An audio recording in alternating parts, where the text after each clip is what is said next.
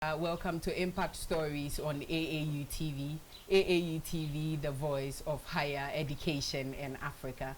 This program seeks to celebrate academic mentors on the continent of Africa and beyond. My name is Irene Dufie Addae, and I'm going to be your host for today's conversation.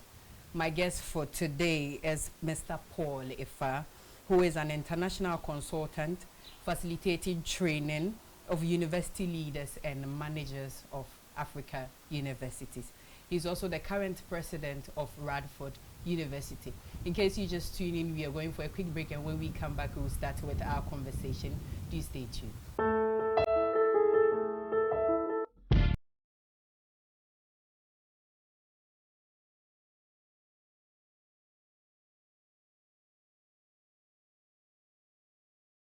Are you an institution or individual?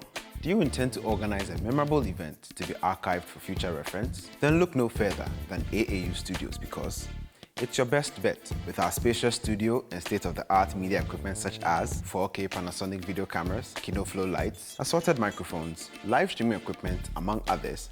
You are sure to get the best of productions. Visit us at Trinity Avenue, East Legon, adjacent the National Accreditation Board, or contact the AAU Studios via the following email addresses: info@aau.org, aau.tv@aau.org, or ransford@aau.org. Alternatively, you can call us on +233 244 736280.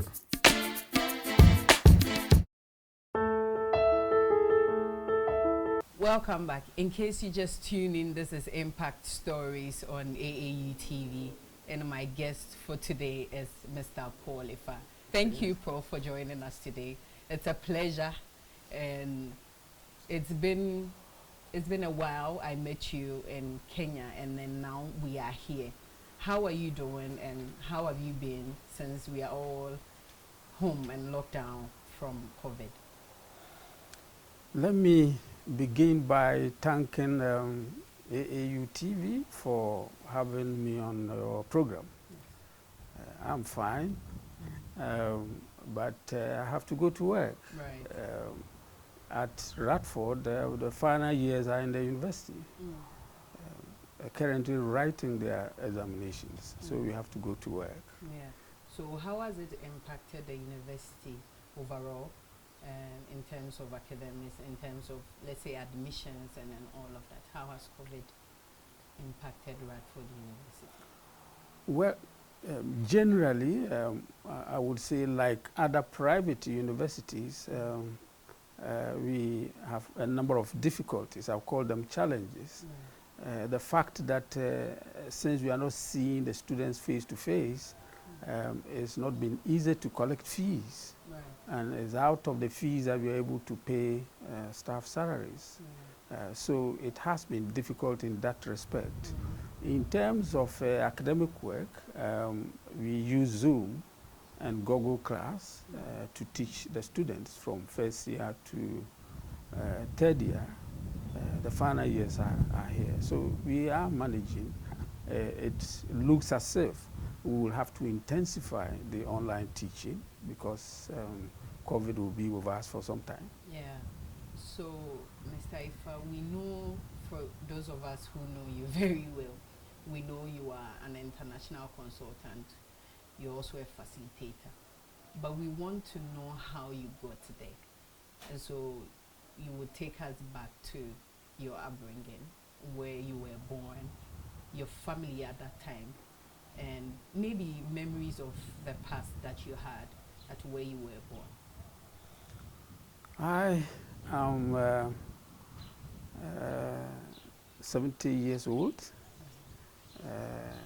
I began my schooling at Wamfie Roman Catholic Primary School. Indeed, I did not go to school as such. It was my sister, my elder sister, who was going to school, and I had to move with her since our parents would go to farm and there would be nobody to look after me home. So that's how I began.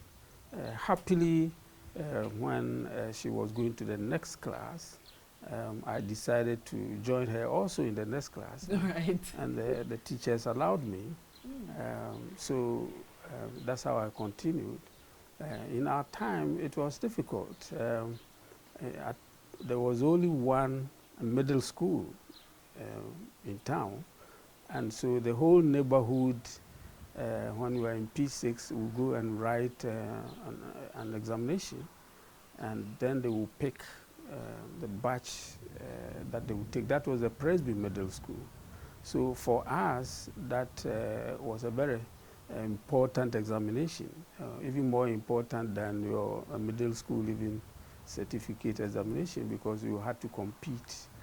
All the neighboring towns would all come and compete. I did very well, I recall. I'm sure I got a second position, so I was able to go to the middle school. I was made the office boy. Right. It was a privileged position, Yeah. a position that even teachers wanted to see you. Anything that anybody needed from the office, you had to come through me. And I was also, because of that position, excluded from weeding, cleaning, and all the hard chores around. So it was a very privileged position. And I recall I would come and move in front when they were in assembly, and they would see me pass and go and come.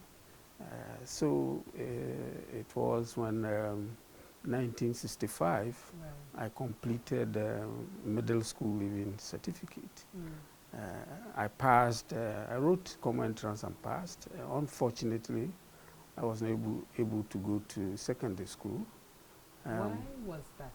Why were you not? Because you were a brilliant student. It was difficult. Second. My parents did not have enough money at the time to send me to secondary school. So we all agreed that I would try my hands at teacher training. So the first year I was appointed a pupil teacher. At the time I was very small. And I recall an incident. The classroom was such that it's a new classroom, such that when I raised my hand, I couldn't reach the blackboard. So, so they would put two tables together, and I was walking on the tables, writing on the blackboard. Amazing. And that attracted that attracted a lot of people from towns. Have you heard? They called me Teacher Ketwa, small teacher. Is walking on tables before he could write. The head teacher thought that he should change me from there to ward of people coming, because it was tough time for us sending people away. They would always be in the window. Okay, so they were just coming to look at coming to look at me teach. On the table. Walking on the table. Right. So I was sent to the church. In the church, they had a blackboard with a tripod stand where they could lower it for me. So I could then do the normal teaching and write on the board. But not long after that, I wrote the teacher training exam and had opportunity to go to Kumasi Anglican Teacher Training College. I took Kumasi Anglican. I chose it because my elder brother was in school, was in the final year. So that's how I got there. And I must say that I did very well in school.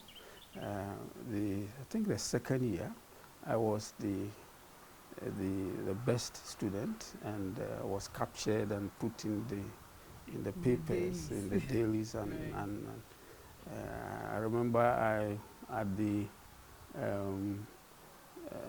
prize giving day, I took almost all the prizes. I would go pick a prize, they would mention my name, I put it there, and I provided a heap.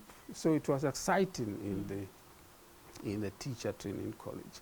I finished teacher training college in 1971. And then I was posted to Dumusia as a a village very close to Sunyani. So that's where I began, actually, apart from the people teacher that I did. I then thought that I would write the A-level, O-level examinations. At college, one of our teachers, the geography master, because I was the best student in geography, said he would give me money to write A-level geography, but I wanted to write all of them together. So I thanked him and picked a number of books from him. So it was when I began teaching that I really prepared to write the, I wrote the London GCE, I remember, after I finished. When the results hadn't come, I thought that I had done very well, so I would try my hands at the A-level. So I registered for the A-level. Without your results from the O-level? Yes. When the O-level results came and I had passed 72, when I had passed very well, it then spurred me on to write the A-level. Happily, I passed the A-level too, and I went to, first I was picked by Cape Coast and then picked by Kumasi, KNUST. At KNUST, I was to read land economy. I asked the Ghana Education Service whether they would sponsor me, and they said land economy, if I finished, I would not come back to teach, so they would not sponsor me. So I spent 2 weeks, 2 to 3 weeks at KNUST and checked with my colleagues who were in Cape Coast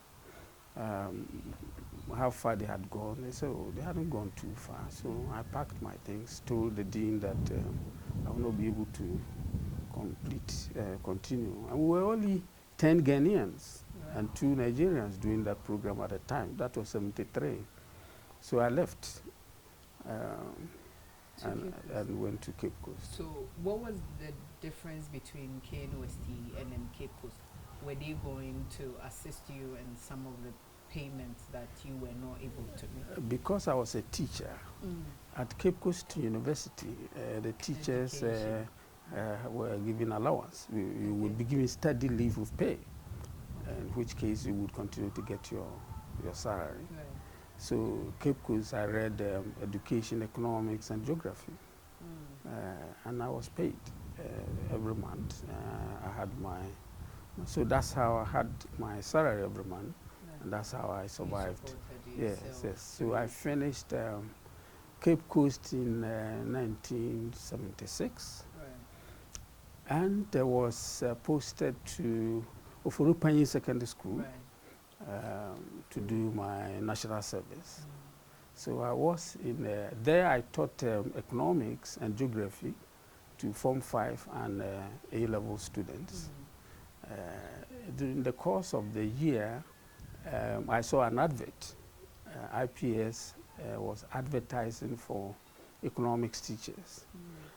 Government had just taken over IPS. Now University of Professional Studies. So I was one of 2 economics teachers who were first recruited by government to start the IPS.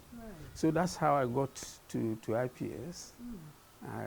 While there, I was thinking about a number of things that I wanted to do.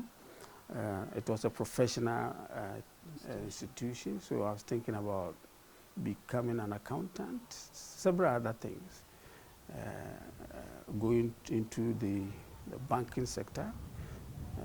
So I decided that I would apply to go to University of Ghana to do a master's, and I chose public administration. So I just wanted to know, because you did geography, you did economics, and now you are teaching economics in IPS, now UPSC. Why did you shift from that straight to public administration? I finished Cape Coast with an honors in economics after the first year. I was given either double honors, geography economics, or single honors in economics. So I chose economics.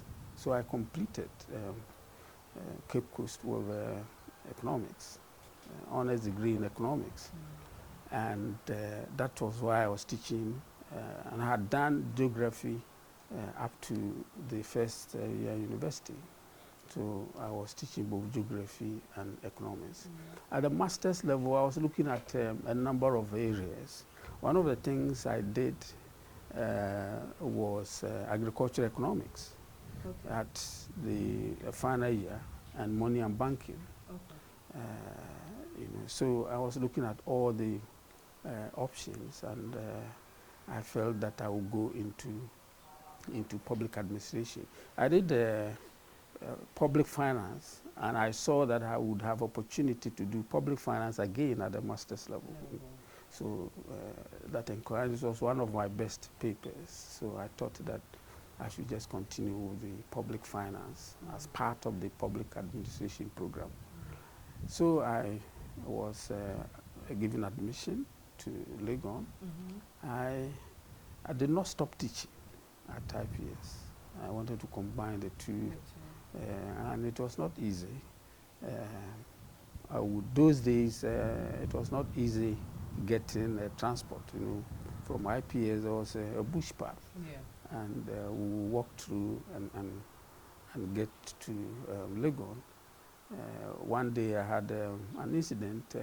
I was to read the paper for the seminar, and it was raining when I was going. So I got soaked before I got there, and everybody was laughing, and the lecturer didn't know why I said I had to come from IPS, that's all.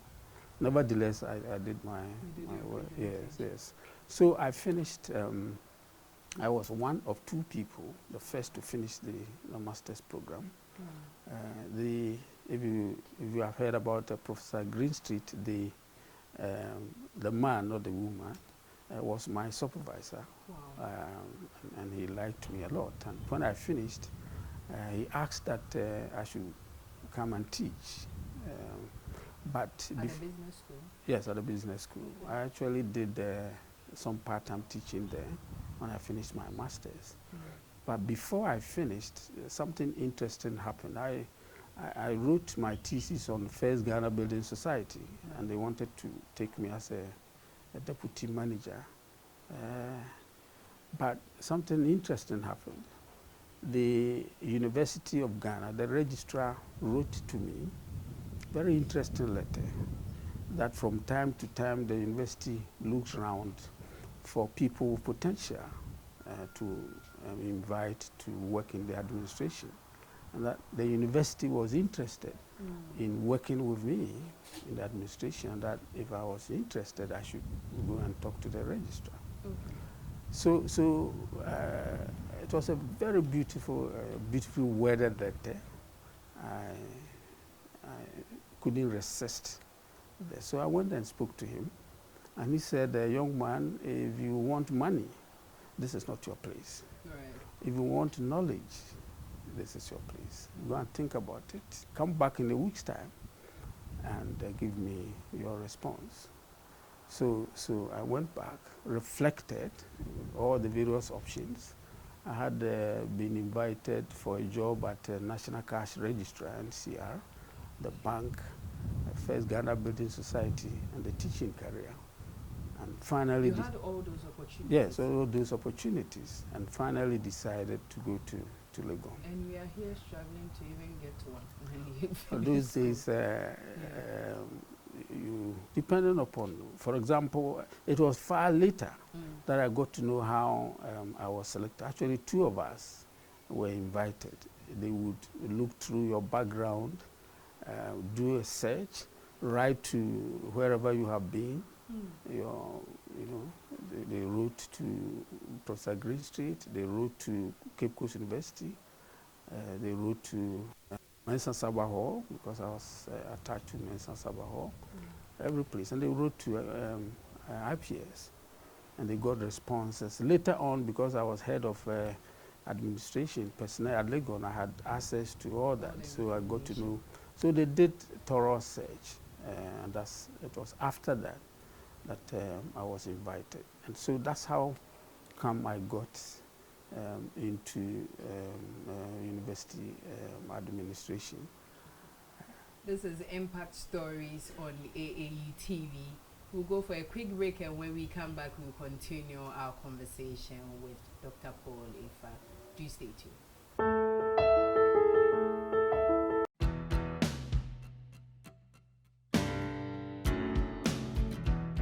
One of the universities set up in our pre-independence era, the Kwame Nkrumah University of Science and Technology. Our international reputation has and continues to soar as a reference point in matters of science and technology, research and education.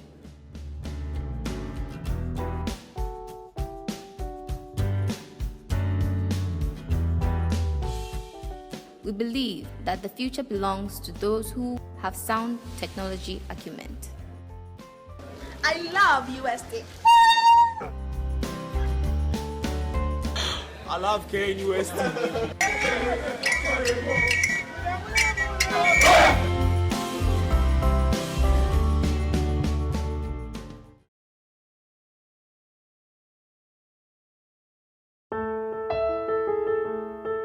Welcome back. In case you just tuned in, this is Impact Stories with Mr. Paul Effah, who is the president of Radford University. But before we went on the break, you were talking about how you got into University of Ghana. We want to jump straight into some of the consultancies and facilitations that you are known for.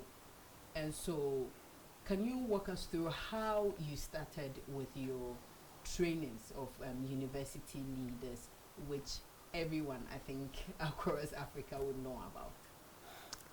Thanks so much. At Legon, I had opportunity to serve as secretary to Committee of Vice Chancellors. Yes. So I worked with them closely. At the time, there was no accreditation board was not there. National Council for Tertiary Education was not there. So it became the buffer between the government and the universities. So having opportunity to work closely with vice chancellors, I noticed some of their strong points and their weak points. And I began to write some of these things down. So later on in my career, when I became a registrar of University for Development Studies, I began to put together some of these notes, you know, because I had envisioned that one day I would take opportunity to draw attention of the university leaders to some of the things that I have observed and some of the things that I thought could be done to address some of those changes.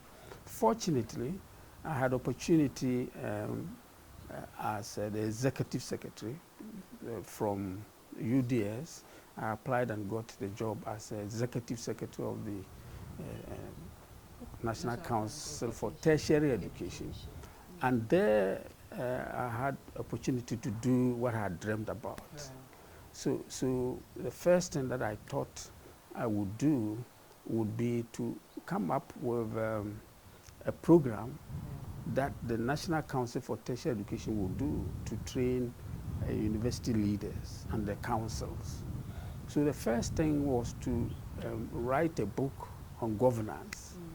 And happily, I had the opportunity of working with Professor Mensah Bonsu, Henrietta Mensah Bonsu, now Justice of the Supreme Court. So we wrote our first book, Governance of Higher Education Institutions, and as a manual. So we began to use that to train university council members in Ghana. When that was in 2001, I think, it went so well that it spurred me on to the next step. Then I told myself that I would apply to Carnegie Corporation to get me some funding to also extend the training to the vice chancellors. So happily they supported me, and so I wrote the second book. That one I wrote myself, Leadership in Academic Institutions, meant to be used to train the vice chancellors. I sent the draft to all the vice chancellors and some of the giants in the industry. The late Professor Kwapong looked at it. Ivan Samfom, Dr. Ivan Samfom, Dr. Texan, the law faculty, they all looked at this and made their comments. So I finalized this book. So we had two books then, and Professor Henrietta Mensah-Bonsu and I also decided to write two manuals in conflict resolution and management. Right. So we also did that and extended the training. So I did that training for some time. That was just Ghana based, and it came to the attention of the international community. So before I retired, I think 2009, Carnegie Corporation invited me to bring a proposal that will extend the training to other parts of West Africa and Africa. So I began the process and introduced what has become known as SALT. The Carnegie, somebody from Carnegie said, great name, SALT, Senior Academic Leadership Training. SALT. And so is that the book that I am holding? Yes, this is the... So I would love that you give me a 1-minute summary of this book and how it has helped university management in Ghana and in Africa. Good. SALT was meant to train university leaders in West Africa. I decided to concentrate on Ghana and Nigeria, so it would involve vice chancellors, deputy vice chancellors or pro-vice chancellors, registrars, deans, heads of department, all of them. What we did was to invite people to write modules, which I put together. You would notice that I wrote one with Professor Irene Dufie Addae. It's about repositioning research in Africa. I wrote one on leadership. I wrote one on governance, and also wrote the introduction. I invited Tom from Netherlands to do the quality assurance bit. And then there was a university research agency in South Africa who were our technical partners. They were directing us, appointed by Carnegie Corporation. So basically drawing attention to the difference between leadership and management, and ensuring that university leaders were taken through some of the basic skills and knowledge that they required to enhance their effectiveness. So the vice chancellors would be taken through the leadership program, the registrars, others, heads of department would be trained in how you prepare yourself to be a head of department and your roles and responsibilities as dean or heads of department. And I think that most of the current university leaders went through that program in Ghana and in Nigeria. A lot of them went through that program. So I would say that it has impacted the higher education scene significantly. So is there going to be a time that we'll be saying Mr. Paul Effah is not going to write anymore? God will tell. I have a passion, for sharing my experiences. Miles Monroe has said, "Die empty." So if God grants you a gift, you have to use the gift. And for us, we say that successful leadership without a successor is a failure. Miles Monroe says it. So what we want to do is to prepare people who will take over the mantle when we are no longer, as we are growing old and fading away, we need younger people to come. Yeah. The times have changed now. It's not like before. The challenges are such that you need now not just credentials. You require the combination of the credentials with 21st century skills to be able to manage and the very difficult terrain now, particularly as we have how do we call it, Generation Z, the younger ones now. Z, yeah. Yes. Now you know that they are itching, they are full of energy, itching to do something, and so higher education ought to look at them differently from how we looked at the older generation. Yeah. So they require new training, and that's what we're going to do. Who are some of the people that you have really mentored? Can we, because you've done a series of training, but who are some of the people that today, when you are not there, you think would be able to take up the mantle that you... I would say that almost all the people who are occupying leadership positions, vice chancellors, currently who are registrars, who are pro-vice chancellors in Ghana and Nigeria, have gone through this program. Right. And they have testified. Some of them sent messages back to us, if you take time and read the book, how they benefited from this. Even in preparing them for higher positions, I would say all of them who are currently occupying positions in the tertiary sector in Ghana and in Nigeria would have benefited from. So we want to talk about your awards, and we know that you received a lot, you have received a lot, and you keep on receiving. So we want to know which of them really touched your heart when you got that specific award. It could be just one, or it could be two, but I would love to know which one you really felt proud of receiving. I think I'll pick the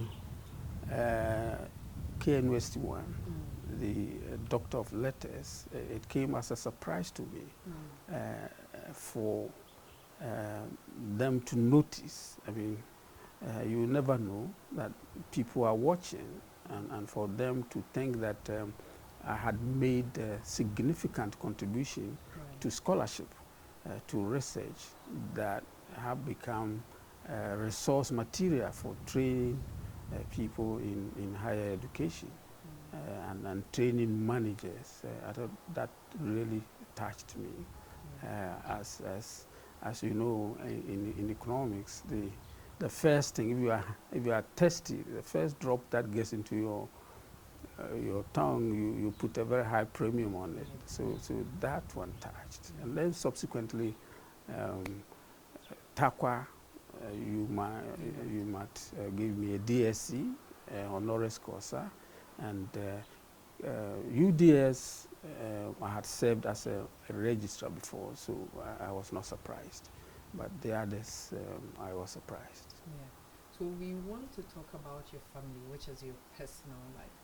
But before we go into that, I wanted to know some of the challenges you faced from you when you started to now becoming the president of Radford University. What has been one major challenge that you knew that this really shook you, but you were able to overcome it? And how did you overcome such challenges? Because it's not easy getting to such higher position. You go through a lot of things. But one major challenge you think was very difficult, and how were you able to overcome it? At some point in my career, Cape Coast University had a lot of difficulties. In one of my books, I have said university in the midst of crisis. I've written about that. Incidentally, Codestra invited me to write about my memoirs, and this has been published by Codestra. You've seen it, yeah. And that place had become ungovernable. to the extent that government, the PNDC government, set aside the university's act and statutes and put a group there.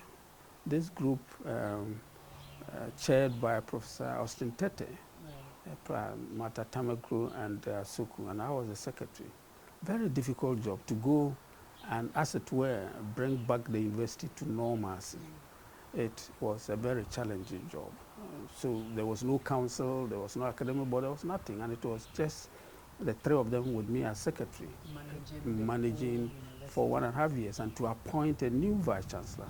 So we finally recommended Professor Japon for appointment as vice chancellor. It was one of the biggest jobs and most challenging jobs, advising them what to do. What sometimes, I mean, it was not easy dismissing people, including my own lecturers. I mean, we had to dismiss people, including, and you talk to them, including a professor. You have discussions. It was not easy.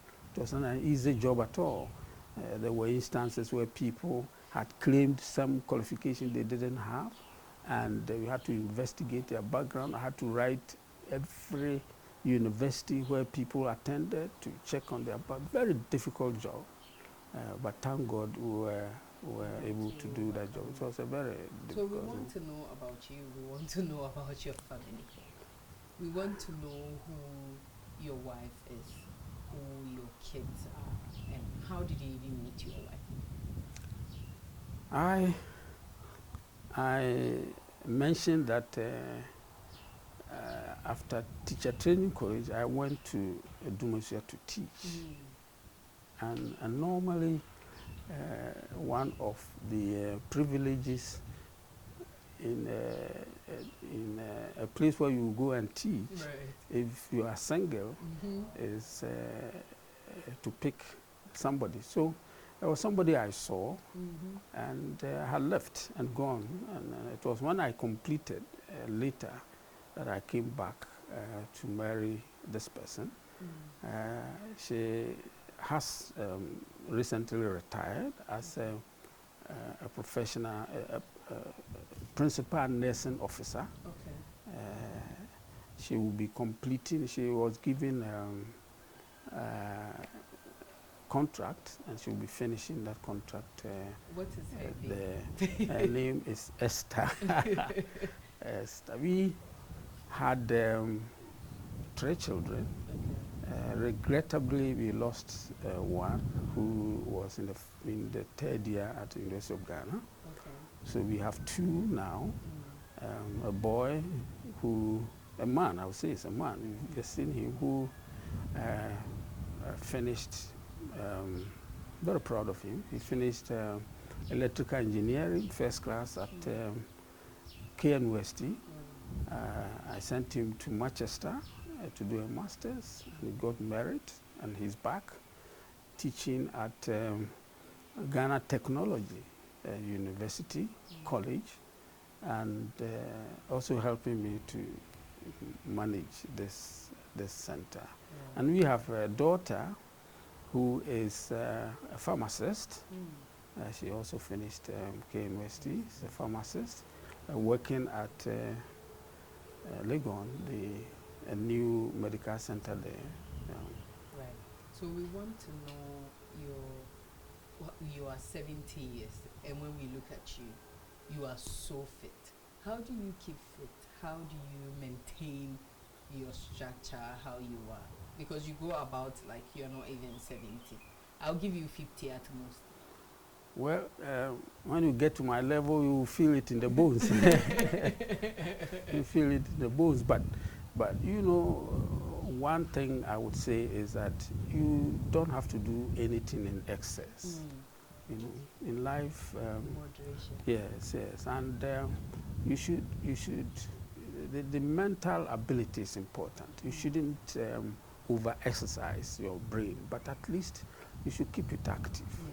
You keep it active, walk around, eat good food. I mean, balanced. I mean, it's not good. Eat balanced food. You enjoy sports? A little. exercising around, and not too much. The one that if you were here, you were walking and jumping about here for a while. I was never a football player, a hockey ball player, but at least, you know, a little exercise. What I really enjoy doing is ensure that every day before I sleep, apart from the great book that you want to read, the Bible, but that a little bit of higher education. I enjoy, I eat, drink, do everything in higher education. And it's challenging because of globalization and information technology, things are changing fast. Yeah. And if you are in my shoes, training people, all these very senior people, you ought to be either at par with them or ahead of them, which means that you have to be current. And so I spend time to find the latest developments in higher education so that I can share. The more you share, the more you give away, the more everybody receives, including you. So I don't want to keep what I have in my head, and I want to share. So, Mr. Effah, our last and final question that we normally ask our guests on this specific show is that, do you think from where you were born to the positions that you were able to handle and then the offices that you were able to handle, are you a fulfilled person? I have a lot of satisfaction, lot of satisfaction. One of them is the set of buildings that you see at the National Council for Tertiary Education. We were in a small building at Roman Ridge, and I told myself that I should not leave the National Council in that building. So I sought to ensure that there will be one spot where if you go, you get everything, you get accreditation, you get this, you get it. And I struggled for it. And I get a lot of satisfaction from there. The other one is here, which is why I chose that we should come here. It's called PCAM, Paul Effah Center for Academic Leadership and Management. That's what I enjoy. And just come and see around. And you know, in life, you distress. There's a formula for distressing, but we'll not go there now. But you have to have, you know, greens around. You have to have some satisfaction, where chemicals you secrete into your body will be positive. They are called syntoxins, and they will make you look fresh. You should look, admire nature, listen to music, forgive people, and that's all. Yeah. So thank you for joining us. It has been an interesting and a sober impact stories we've heard from you. And so we are grateful for your time. We are grateful that you shared your life with us, and then we'll be taking more from it. It's been refreshing talking to you, and I'm once again grateful to AAU TV for having me on your program. All right. Thank you for tuning in to Impact Stories on AAU TV. My name is Irene Dufie Addae, and I have been your host for today's discussion. Do stay tuned.